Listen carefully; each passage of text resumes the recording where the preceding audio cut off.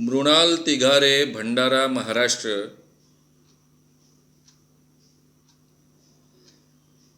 इन्होंने ऐसा सवाल पूछा है कि नवरात्र में कुछ लोग चप्पल नहीं पहनते,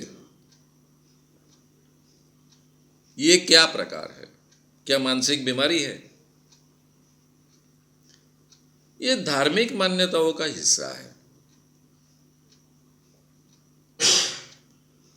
नवरात्र में चप्पल नहीं पहनने का कुछ लोगों का प्रण होता है, कुछ लोगों ने शपथ ली हुई होती है, ये व्रत का हिस्सा होता है, इसलिए चप्पल नहीं पहनते।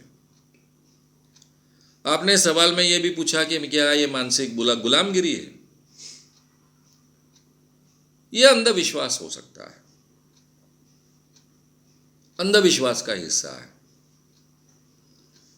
दोनों तरीके का है कि हमने व्रत लिया है तो फिर देवी ज़्यादा प्रसन्न होगी, क्योंकि बगैर चप्पल चलना है तो तकलीफ की बात है।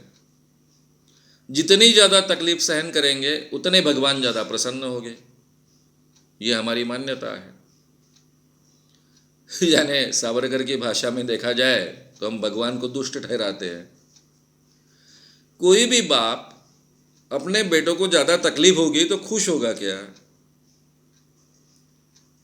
कोई भी माँ अपने बेटों बेटियों को अगर ज़्यादा तकलीफ होती है, वो बगैर चप्पल चलते हैं, रास्ते में कंकड़ उनके पैरों को लगते हैं, चुभते हैं, पैर कट जाते हैं, तो इससे खुश होगे क्या? भगवान माँ बाप है ना, तो हम भगवान को दुष्ट ठहराते हैं ऐसी प्रथाओं के जरिए।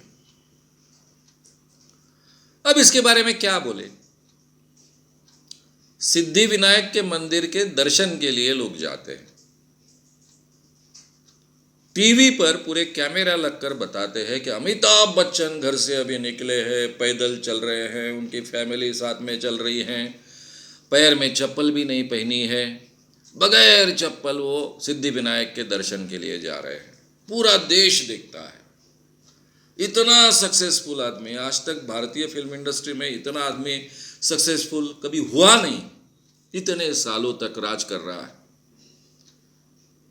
सदी का महानायक पैदल चल रहा है, बगैर चप्पल से चल रहा है, पूरा देश प्रभावित होता है और फिर करोड़ों लोग गांव गांव बगैर चप्पल चलना शुरू करते हैं।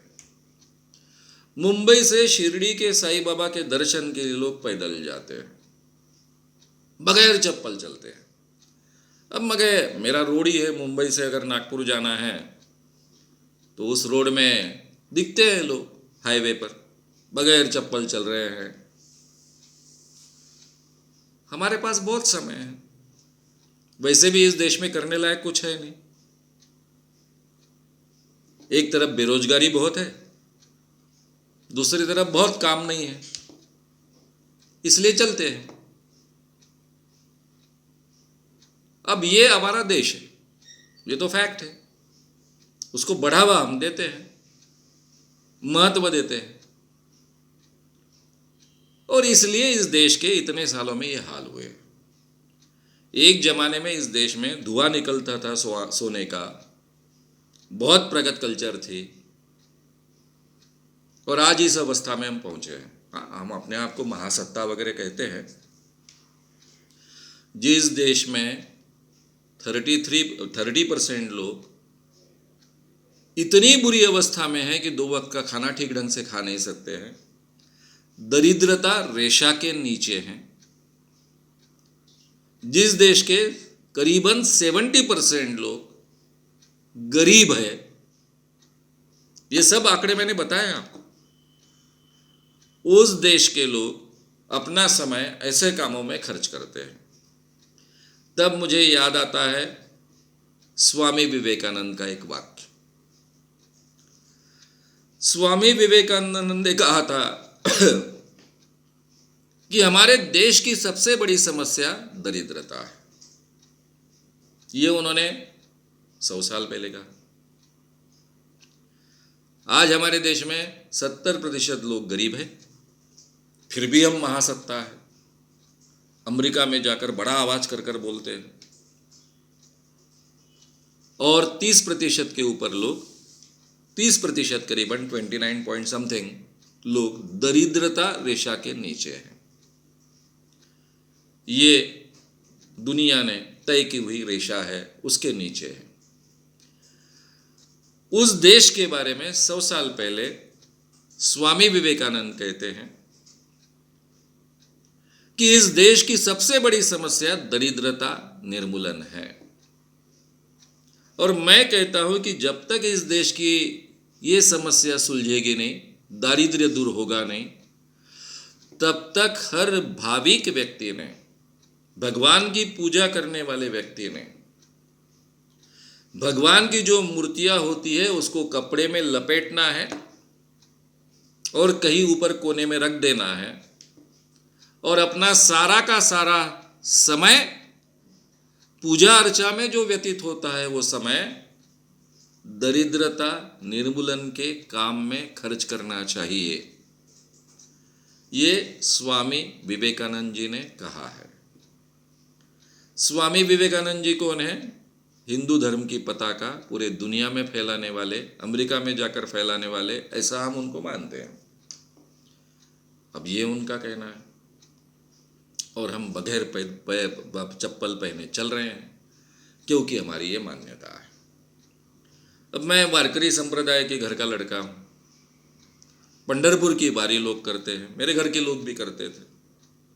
पहले पैदल वारी होती थी, मेरे ग्रैंडफादर पैदल जाते थे, मेरी ग्रैंड बुआ पैदल जाती थी, मेरी बुआ पैदल जाते थे, मेरी माँ की भी इच्छा रहती थी पैदल जाने की, थोड़ा बहुत पैदल जाती, बाकी बस से वगैरह जाती, ट्रेन से जाती। तो ये परंपरा रही है, मैंने बहुत नज़दीक से देखी है, उसका भक्तिभाव देखा है, उस कारण क्या होता है ये देखा है। लेकिन ये कोई किसी समाज को बड़ा होने का हल नहीं है। इससे समाज बड़ा नहीं होता है, इससे देश ताकतवर नहीं बनता है। ये हमारा वेस्टेज ऑफ टाइम है, राष्ट्रीय अपव्यय है समय का। और उसको अगर बढ़ावा अमिताभ बच्चन जैसे लोग देंगे, सचिन तेंदुलकर जैसे आइकॉन लोग देंगे, जिनको हम भारत रत्न प्रदान करते हैं, तो उसका वही परिणाम होने वाला है पूरे देश में। इसलिए आपको ये पैदल चलने वाले लोग गांव-गांव दिखते हैं, हर जगह दिखते हैं, केवल नवरात्र में दिखते हैं ऐसा नहीं है।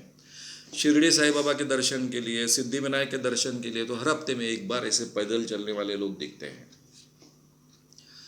नवरात्र में 7 दिन तक पैदल या फिर बगैर चप्पल लोग जीते हैं, चप्पल पहने बगैर उतने दिन रहना है ऐसा मानते हैं। ये मानसिकता मैं बहुत अच्छा समझ सकता हूँ, बहुत अच्छी समझ सकता हूँ, क्योंकि मैं खुद एक जमाने में उस मानसिकता का था, लेकिन उसका समर्थन नहीं कर सकता। ये राष्ट्रीय अपव्यय है, इतना ही मैं कहूँगा। इससे देश बड़ा होने की कोई गुंजाइश नहीं, इतना ही मैं कहूँगा।